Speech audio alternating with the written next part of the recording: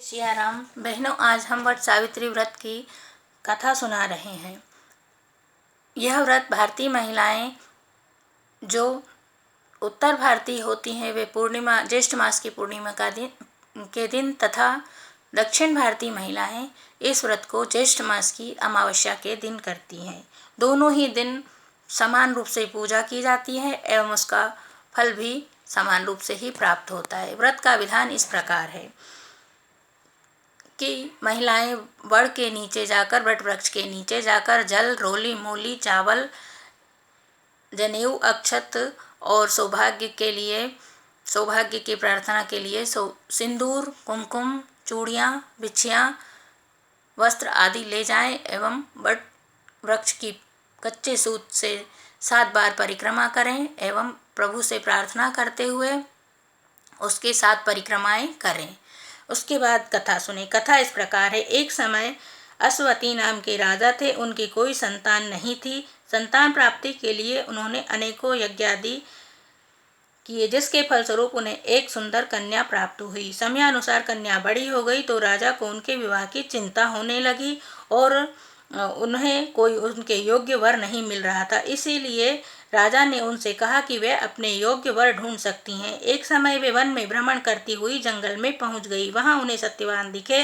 वे जंगल में लकड़ियां काट रहे थे। वे बहुत ही रूपवान एवं सुंदर थे। सावित्री उन्हें देखकर उन पर आकर्षित हो गई तथा वापस महल में लौट आई। उस समय महर्षि नारद महल में पधारे हुए थे।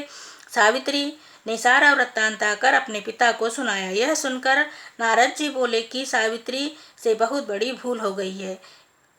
राजा अश्वपति ने चिंतित हुए और उन्होंने कहा कि मुनीश्वर, सत्यवान में ऐसा कौन सा अवगुण है जिसके कारण आप कह रहे हैं कि सावित्री से भूल हुई है। तो नारद जी कहते हैं कि सत्यवान में कोई अवगुण नहीं है। वे बहुत ही रूपवान, सुंदर राजपुत्र हैं, किंतु उनमें सबसे बड़ी दुख की बात यह है कि उनकी अल्पायु है और उनकी आयु मात्र 1 वर्ष शेष रह गई है। यह बात सुनकर अश्वपति ने सावित्री को समझाया कि तुम किसी दूसरे वर की खोज कर लो, किंतु सावित्री कहती है कि मैं आर्यवर्त की पतिव्रता स्त्री हूँ और मैं दूसरा वर नहीं ढूंढ सकती और सत्यवान के साथ ही आप मेरी शादी कराएं। तो सावित्री के हट के आगे अश्वपति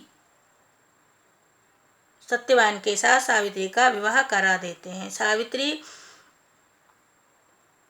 विधि विधान से सावित्री का विवाह कराएं। धीरे धीरे समय बीतने लगा। सावित्री को सास, ससुर एवं पति के साथ वन में जीवन व्यतीत करने लगी। जैसे जैसे समय बीतता गया, सावित्री को नारद जी की वाणी सुन चिंता होने लगी और उसका भय बढ़ता जा रहा था।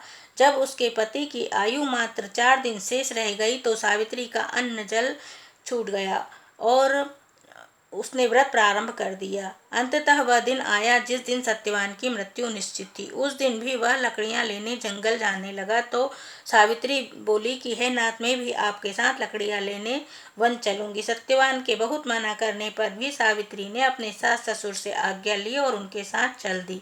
जब वे लकड़ियां एकत्रित कर रहे थे तो अचानक उनके सिर में भयंकर पीड़ा महसूस होने लगी और उन्हें चक्कर आने लगे। इसीलिए वे वट वृक्ष के नीचे जाकर सो जाते हैं। सावित्री अपने पति के सर को गोद में रखकर प्रार्थना करने लगी। तभी उन्हें लाल वस्त्र में विशाल आकृति वाले श्याम वर्ण पुरुष यमराज जी दिखाई दिए।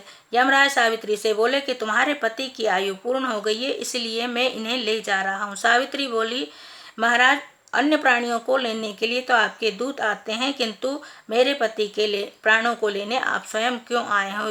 यमराज ने कहा कि यह एक धर्मात्मा एवं गुणवान पुरुष है, इसीलिए इनके प्राणों को ले जाने के लिए मेरे दूत योग्य नहीं है, इसलिए मैं इन्हें स्वयं लेने आया हूँ। और यमराज उनके प्राणों को लेकर दक्षिण दिशा की ओर चल पड़ते हैं। यह देखकर सावित्री भी उनके पीछे पीछे चल देती है। सावित्री को पीछे पीछे आता देखकर यमराज ने कहा कि तुम हमारे पीछे क्यों आ रही हो? सावित्री बोली, जहाँ मेरे पति होंगे वहीं मैं भी जाऊंगी। यमराज बोले कि बेटी, तुम कोई वर मांग लो और चली जाओ। सावित्री ने अपनी दृष्टिहीन सास ससुर के लिए दृष्टि और खोया हुआ राज्य प्राप्त करने के लिए यमराज से वरदान ले लिया, किंतु सावित्री फिर भी यमराज के पीछे चलती रही। तो यमराज ने सावित्री से कहा कि तुम कोई और वर मांग लो, किंतु मैं हमारे पीछे पीछे तुम नहीं आ सकती। तो सावित्री कहती हैं यमराज से कि मुझे 100 पुत्रों का वरदान प्रदान करें और मुझे सौभाग्यवती होने का आशीर्वाद दें। तो यमराज उस सावित्री से बहुत प्रसन्न हुए होते हैं और वे तथास्तु कहकर चल देते हैं। सावित्री फिर उनके पीछे चलने लगती है। तो यमराज ने कहा, बेटी मैंने तुम्हें मन चाहे वर प्रदान कर दिए हैं, अब तुम वापस क्यों नहीं जाती। तो सावित्री हाथ जोड़कर यमराज से बोली कि आपने मुझे पुत्रवती होने का वरदान दिया है, किंतु मेरे पति के प्राणों को आप ले जा रहे हैं, यह कैसे संभव होगा।